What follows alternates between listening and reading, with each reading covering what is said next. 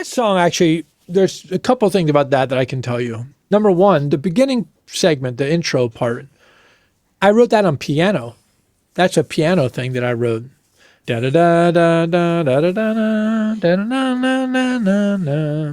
I wrote that on piano, and then it was transposed to guitars and bass. I mean, because you can play the piano, you can play the melody and the bass. You can do the bottom part and the top part. So this was really exciting to be able to have two guitars because they fleshed out the sound. Now, my recollection, we did this song, we were like, all right, well, let's transpose it. I read an interview with Steve Hanskin who said that he recalls that they were practicing. They came up and I was playing that on piano, and they go, "That's cool," but I don't remember it that way. The other thing I can tell you about that song is that is the first time I ever sang the song. I had a cassette. We had recorded a practice version of it, and I wrote the lyrics in my bedroom listening to a cassette of a practice. And then we went to the studio and we recorded it, and that's the first take of the song, and it's the first time I ever sang it. And I thought, that's perfect. Leave it right there.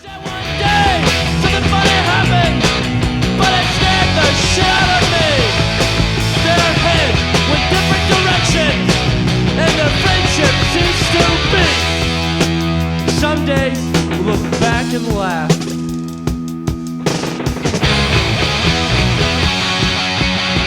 I'm telling you, I wanted to work. I don't like being hurt. I really was a huge fan of Janis Joplin and Joe Cocker. In terms of vocal, they were hugely influential for me. And I think with that song, I really was trying to really lean into that song and to really, really fucking mean it. And I did. And I do. There's been some discussion over the years that that later on the other bands started singing about their emotions and stuff, and things started to change. But I would offer up that song literally name checks emotions and goes down the,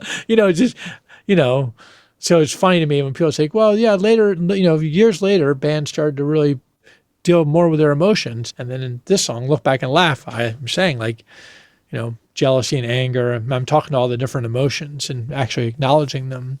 I always thought it was funny that I was like, well, there's actually this song where I actually literally sing about emotions. That's a good song though. I think that I was always, even the first record, those songs are all about social interaction. And I'm critical of people, even a song like I Don't Want to Hear It, that's partially about the world at large. It's also about people that I know, who just always talk bullshit. And I just don't want to, so I think that my interest in sort of being introspective or thinking about things, even the song Straight Edge, I'm literally talking about myself. I'm a person just like you. That's the first line of the song. So it's introspective. So to me, this seems the same way that the music has evolved over those, through just playing together and time and growing and understanding our instruments. The same way it would make sense to me that my lyric writing and my singing would also evolve. But I don't know if it's so world weary necessarily. Maybe by Salad Days, which was later. That was another almost a year later. Then maybe, you could say I was more jaundiced.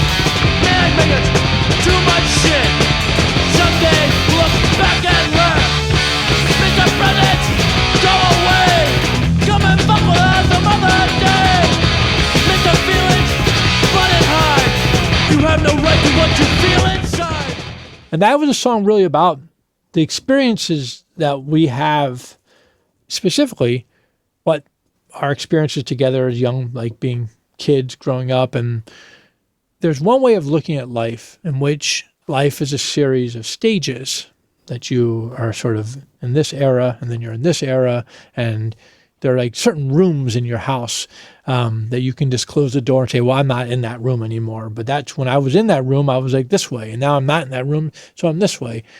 But I think of life as a flight of steps, and that it's all one thing. And so there was a lot of sense about pressure I felt with people who were like aging out of punk or trying to move away from or feeling like they had to change with who they were, their style, and I think that really was at the root of that song, was this idea of people sort of looking back on their lives and like, oh, you remember this? And also knowing how desperate things felt while keeping in mind that it would probably seem rather petty in the future, which on some levels it does, but on other levels it's 2024 and you're fucking asking me questions about it. So I guess it wasn't that petty after all.